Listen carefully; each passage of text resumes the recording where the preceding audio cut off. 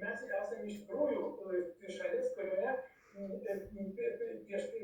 prieš karą gyveno 208 tūkstančiai žydų, iš jų karo metu buvo sunaikinta ir žudyta 196 tūkstančiai. Tai 94 procentai žydų buvo žudyti.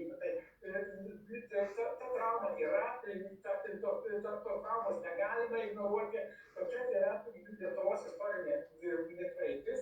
Ir aš sakyčiau, kad norint spręsti, reikia į visą tai žiūrėti atvirai, tiesiai. Ir ypač jaunai kartai paaiškinti, sakyčiau, kad pavyzdžiui, į mokyklų programas, lietuvių kalbos ir literatūros programas turėtų įvesti kaip būtiną skaitinį Grigorijaus Kanovičiaus Šėtono apžavai. Tada mes tikrai su visais galimais, negalimais antisemitizmo pasireiškimais rimtai kovotume.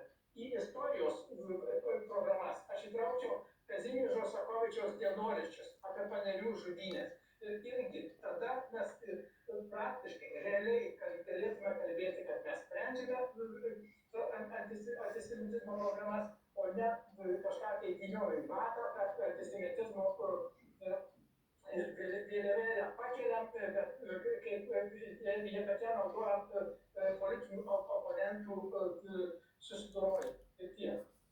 Labai ačiū už būtent už priminimą iš tikrųjų, kad negali pamiršti, kad šita stigma yra. Šitas dalykas, kada 200 beveik tūkstančių Lietuvos piliečių vieną dieną išnyko ir apsimesti, kad jų nebuvo, tai čia yra žemiau negu žema.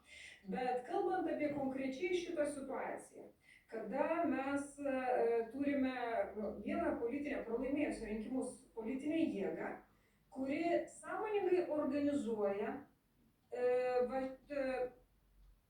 beveik tuščioje vietoje. Aš jau tikrai neteisinu pono Žemaitaičio už jo tos įrašus, nes jie buvo kvailoki, mano nuomonė, bet iš to pūsti ir sakyti, kad antisemitizmas bunda, antisemitai čia siautėja ir taip toliau. Ir vėl grįžtame prie tos kagėbinės tokios pasakos apie tai, kokie čia visi pabaisos gyvena. Ir tą žinią pasaulis čia skleidžia savi. Bet aš norėčiau, kad jūs įvertintumėt, o čia kas, čia hibridinis karas prieš Lietuvą.